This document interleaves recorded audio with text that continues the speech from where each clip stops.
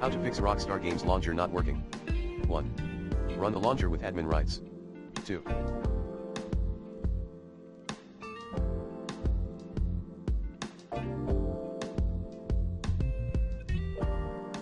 Update your graphics driver using the recommended Avast driver updater in this video guide.